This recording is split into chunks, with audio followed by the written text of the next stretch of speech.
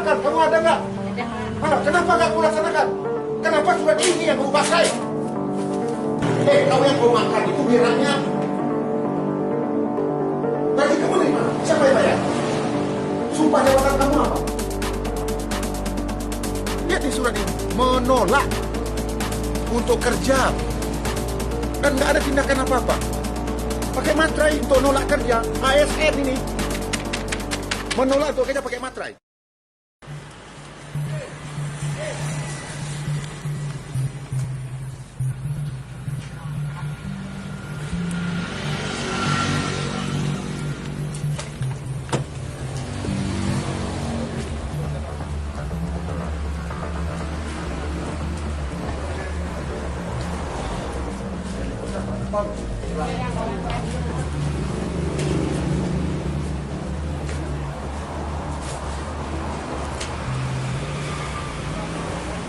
Kemarin siang, sore ibu kebun.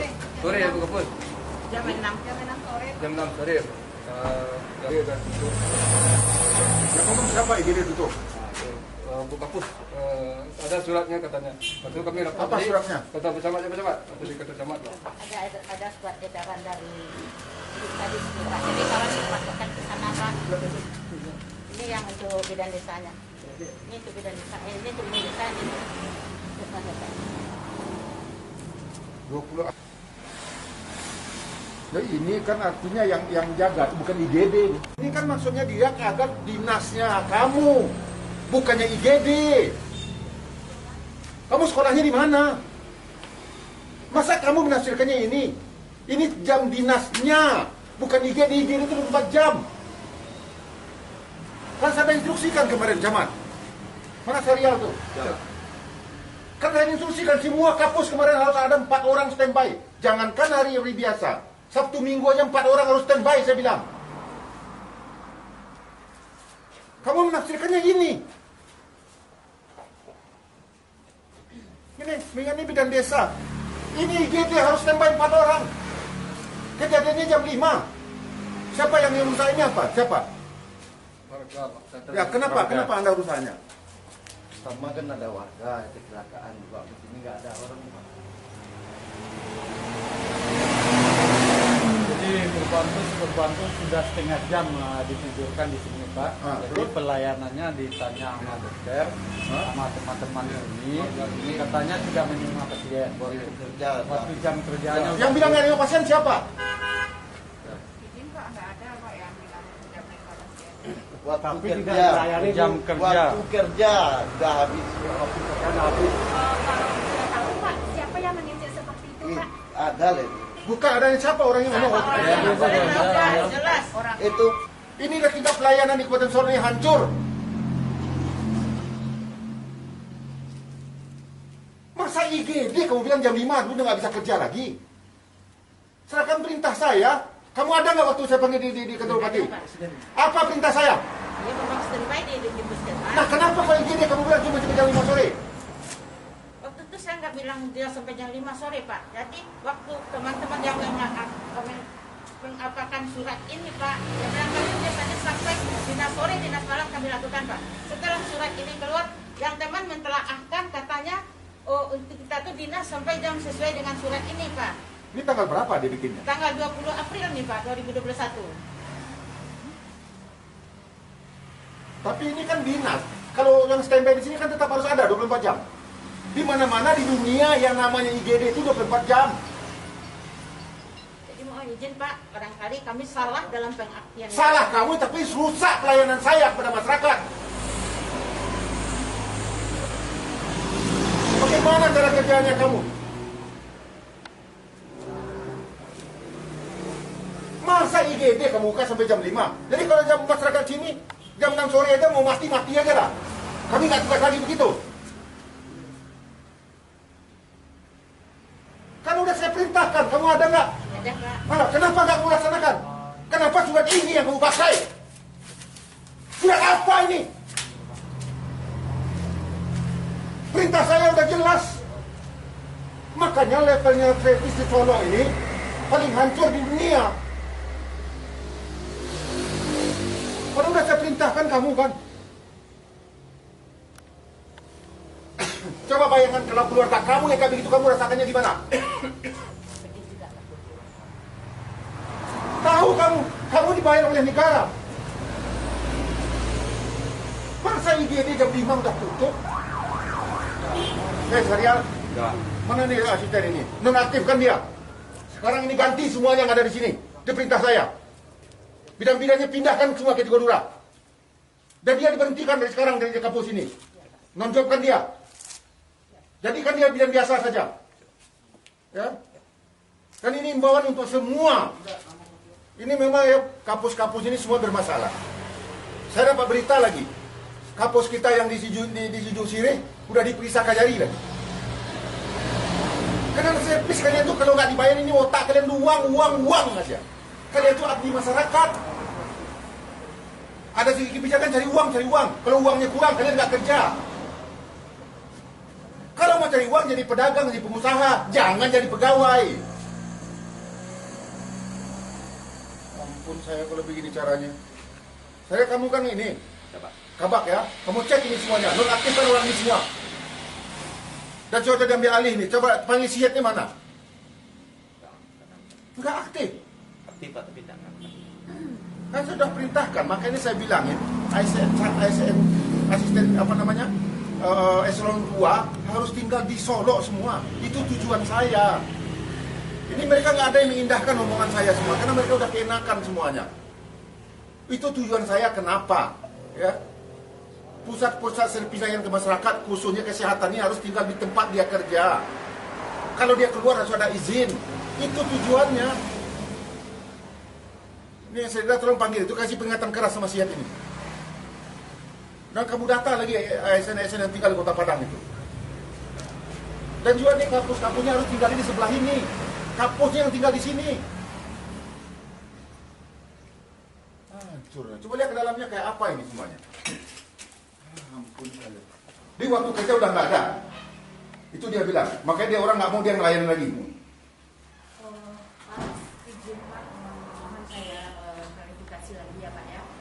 Kalau masalah UGD memang ya saya semua staf mengakui kesalahan, memang kesalahan terjadi. Tapi alhamdulillah selama ini Pak bisa berjalan, UGD berjalan. Ini waktu sejak surat itu mungkin kami yang salah mengartikan surat ya Pak.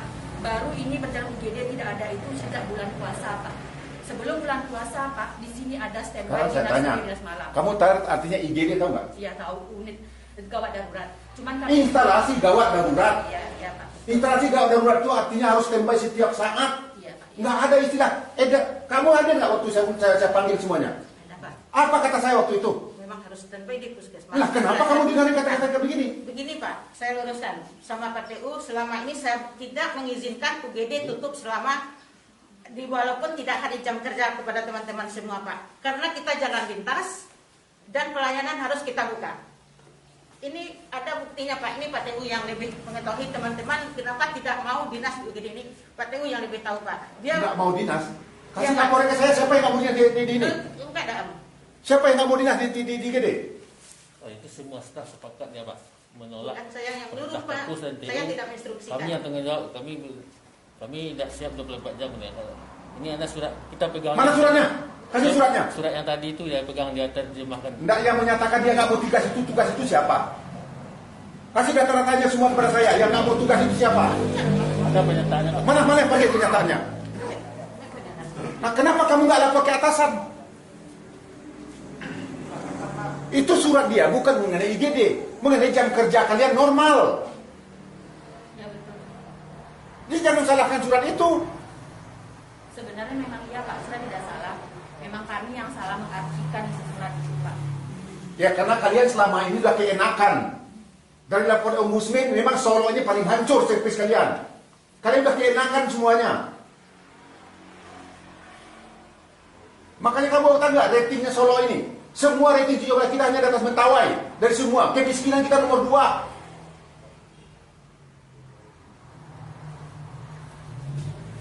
Mana suratnya itu? Surat pernyataan itu. Dan juga berikan sanksi semua pegawainya. Panggil inspektorat itu. Kok bisa begini ya? Ada berani mana, tapi kok nggak ada laporan? Udah berapa lama nih Polri kejadian seperti ini? 2 minggu yang lewat kami sudah rapat sudah di Ketua Camat karena ini menanggapi masalah kepada masyarakat kalau terjadi banyak kecelakaan dan pelayanan tidak ada. Terus kami tanya ke Bu Kapus, kenapa Bu Kapus tidak ada pelayanan masyarakat, sudah banyak yang rusak dan tidak ditolak di pelayanan. Ini tutup Pak Wali sampai jam kerja jam 2 di depan Pak Camat. Saya bertanya Pak. Ya. Jam 2? Ya. Terus IGD cuma sampai jam 2? Pelayanannya kata IGD tutup katanya. Ada suratnya kata itu.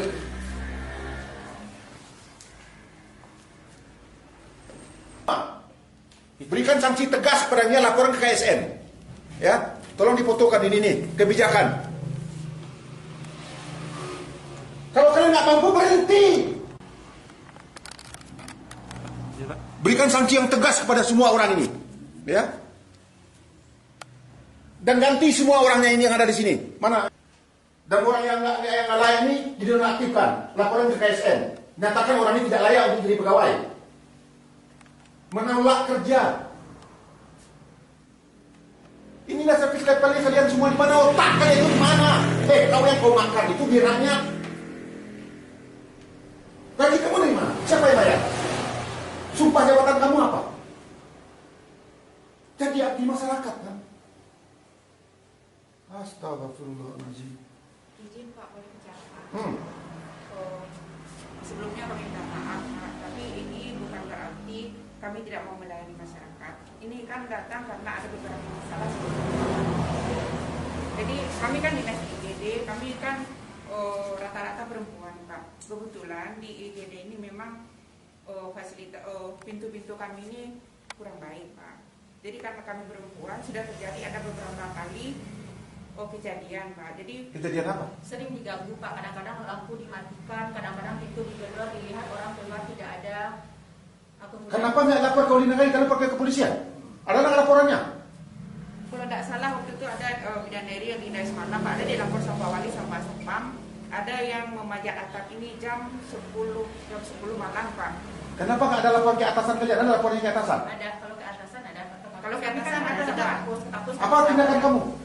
Saya laporkan ke atas Pak, kayak begini, ya nanti kita telusuri gitu Pak.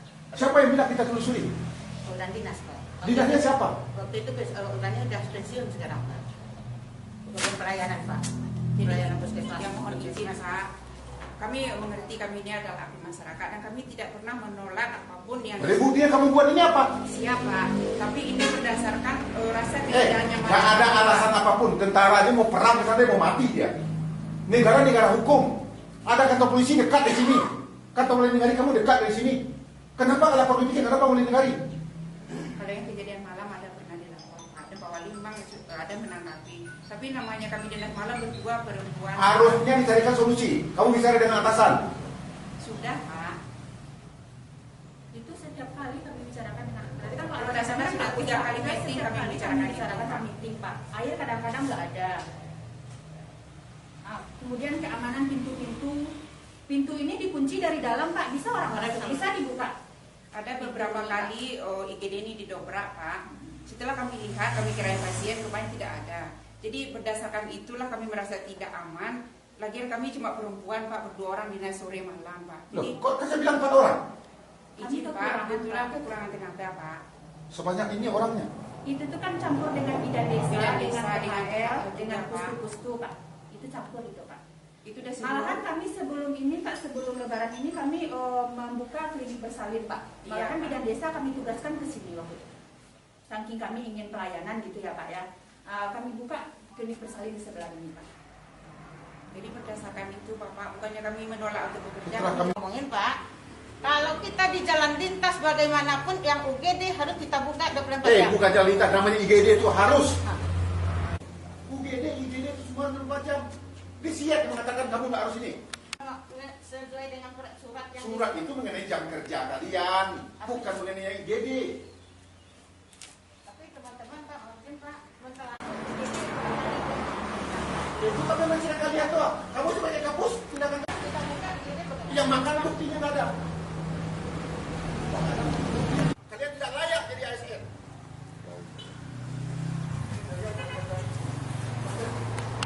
Suruh panggil dia sekarang dia ikut. Kalau begini kacau.